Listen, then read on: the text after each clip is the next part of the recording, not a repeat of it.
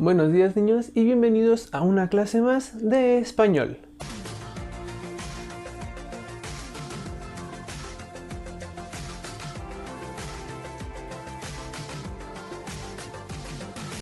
Los mapas conceptuales, como hemos visto antes, son esquemas que nos pueden ayudar a aprender o a enseñar algo de una mejor manera.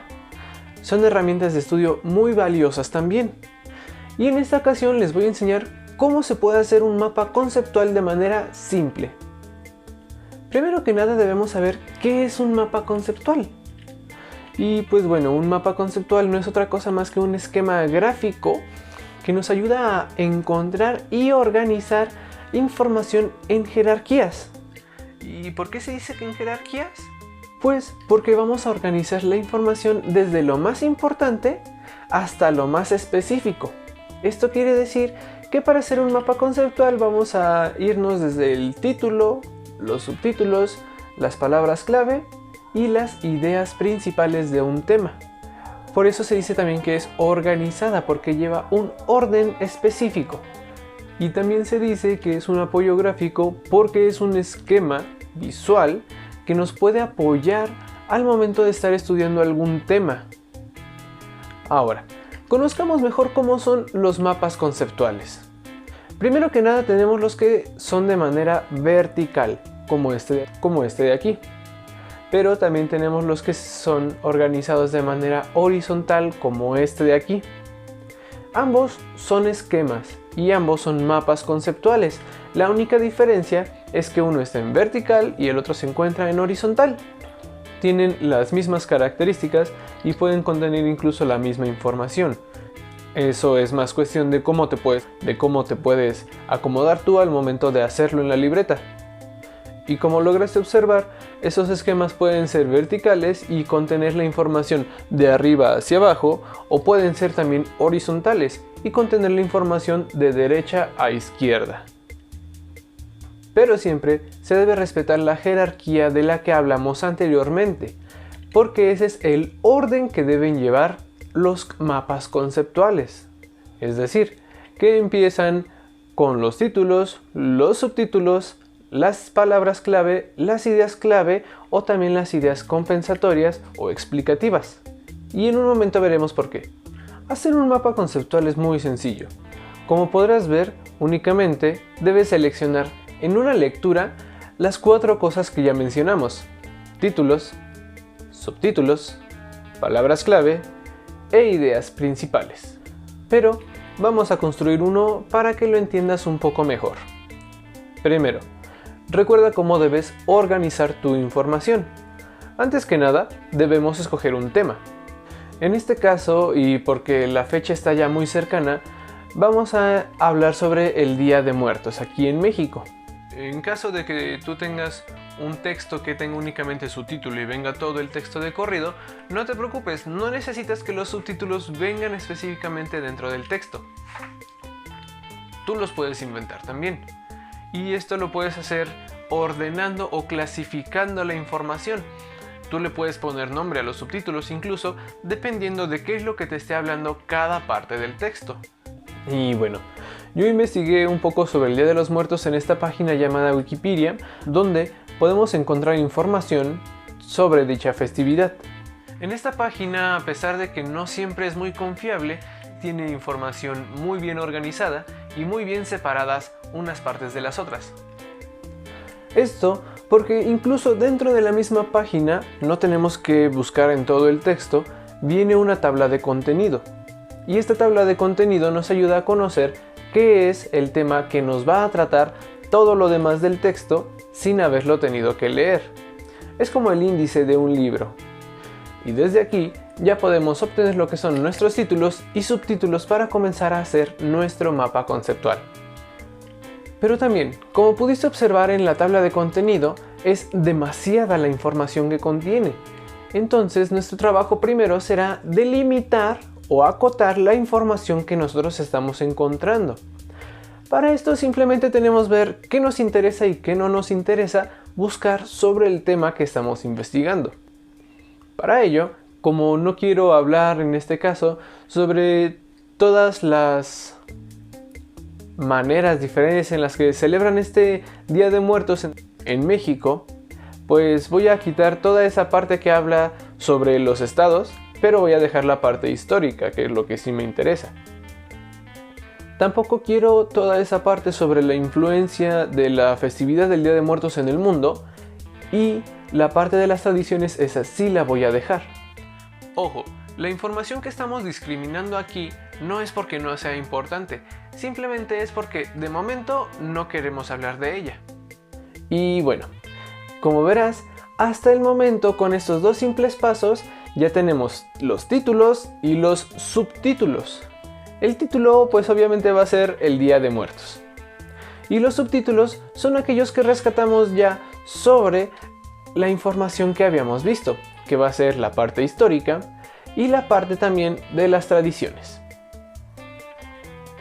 Ahora, si bien recuerdas, únicamente tenemos que sacar las palabras clave y las ideas principales del texto. Esto es muy fácil de hacer porque en cada párrafo únicamente tenemos una o dos palabras clave y una sola idea principal. Pero para detectarlas, tenemos que hacernos la pregunta: ¿de qué está hablando el texto? ¿O qué es lo que está diciendo el texto? Simplemente contestando a esa pregunta, ya podemos obtener tanto nuestras palabras clave como la idea principal. O, por ejemplo, en el siguiente párrafo encontramos sobre la historia del Día de Muertos. Y nos dice que el pueblo teotihuacano acostumbraba a hacer ofrendas en honor a los fallecidos casi todo el tiempo, practicando cansados pero intensos rituales con el propósito de que el difunto llegase con bien a uno de los 4 paraísos según su forma de muerte, conteniendo comida, copal, vasijas, cuchillos, piedras de jade y semillas. Utilizaban a los perros xoloscuintles para que les ayudasen a hacer la luz en el paso por el inframundo y no se perdieran sin antes llegar al paraíso, sacrificándolos y enterrándolos junto a la persona fallecida. Y bueno, si pensamos bien de todo lo que nos está hablando el texto, como es una sola idea, por ser un solo párrafo, podemos obtener una sola palabra clave para entender qué es lo que está diciendo el texto. Y si nos fijamos bien, todo el tiempo nos habla sobre las ofrendas. Nos dice cómo las hacían, quiénes las hacían, cuándo las hacían, pero todo es en torno a las ofrendas. Toda la idea que desarrolla este párrafo gira en torno a esto. Muy bien, ¿ya viste qué fácil es sacar las palabras clave? Sencillo. Ahora vamos a ver cómo las organizamos dentro de nuestro mapa conceptual. En el mapa conceptual ya tenemos los títulos y los subtítulos. Ahora tenemos que escoger dónde poner nuestra palabra clave.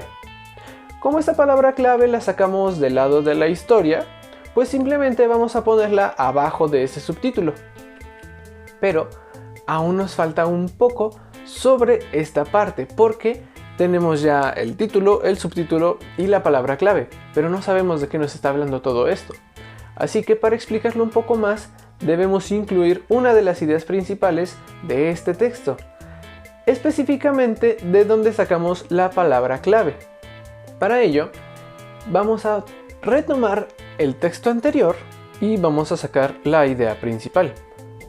Para una idea principal hacemos el mismo procedimiento, pero escogemos, además de la palabra clave, una línea de palabras que nos expliquen a qué se refiere nuestra palabra clave.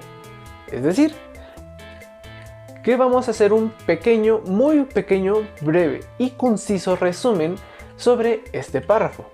Y para hacerlo, vamos a apoyarnos de algunas preguntas más. Podemos tomar, por ejemplo, ¿quién lo hace? ¿Por qué? ¿Para qué? ¿Cuándo? ¿Cómo lo hacen? ¿Qué es lo que hacen? ¿Y dónde lo hacían? No tenemos que tomar todas estas preguntas en cuenta, simplemente aquellas que nos van a dar la información que a nosotros nos interesa incluir en nuestro mapa conceptual. Por ejemplo, para lo siguiente, primero que nada vamos a recuperar nuestra palabra clave y después solamente vamos a explicar a qué se refiere haciendo uso de las preguntas anteriores. En este caso, Nuestra palabra clave fue ofrenda. Así que explicaremos qué son y cómo las hacían, pero en muy pocas palabras.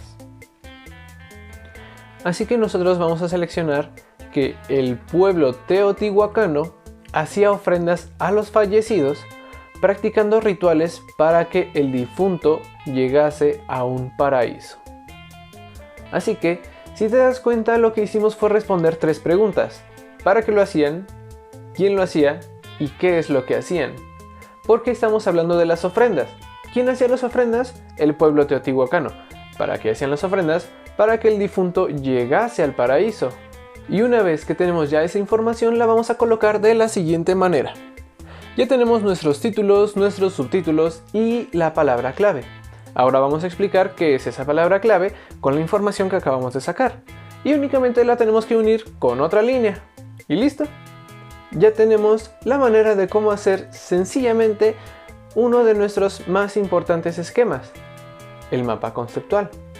¿Por qué digo que es importante? Porque este tipo de esquemas a ti te pueden servir muchísimo al momento de estudiar. Así, por ejemplo, puedes ver únicamente el mapa conceptual y no estar teniendo que revisar todos tus apuntes. Simplemente dándole una ojeada a estos esquemas podrás entender o recordar de qué es lo que se habló en ese tema en específico. También con esto puedes hacerte las preguntas para encontrar la información que tú quieras sobre un tema. Y así como elaboramos esta línea del mapa conceptual, podemos seguir elaborando cualquiera, dependiendo de qué tanta información encontremos al respecto de nuestro tema.